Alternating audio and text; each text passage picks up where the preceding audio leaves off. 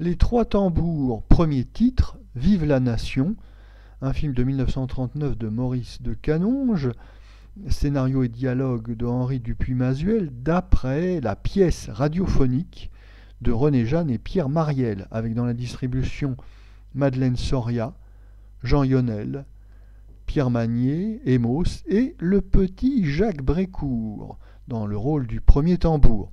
Le sujet: en 1792, Jacques Brécourt, galvanisé par le patriotisme de son professeur, un abbé, interprété par Jean Yonel, s'engage comme tambour dans l'armée. Il mourra à la bataille de Valmy. Notre avis.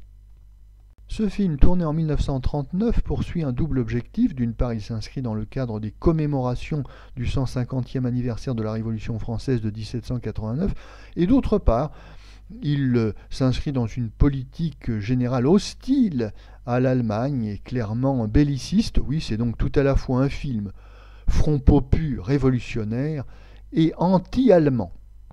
Le film de propagande politique est un genre bien difficile et si on n'y prend pas garde, on va très vite lasser, ennuyer le spectateur, ou même pire, on va atteindre un objectif contraire à celui recherché, on va l'énerver, on va le contrarier.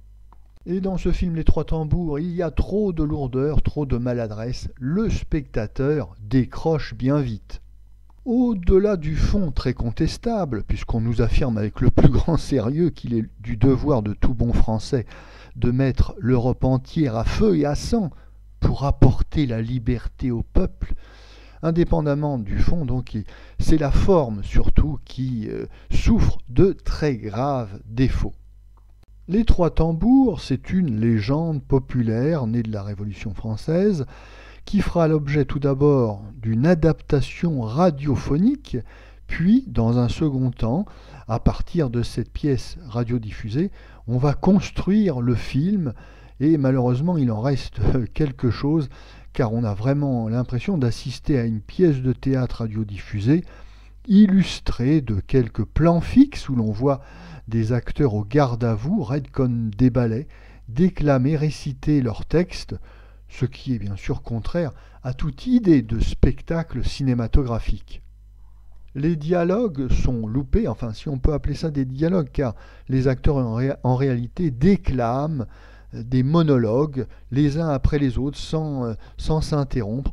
Donc ces échanges, si l'on peut dire, sont très écrits, très littéraires, beaucoup trop artificiels, l'inverse absolument de ce qu'il faut faire au cinéma.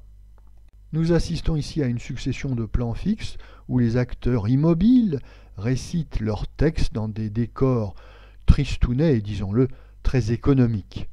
Et ce manque criant de moyens devient tout à fait insupportable lors des scènes d'action, ou prétendu-elle, car nous ne verrons rien de la bataille de Valmy, si ce n'est des soldats qui défilent, toujours filmés en plan fixe.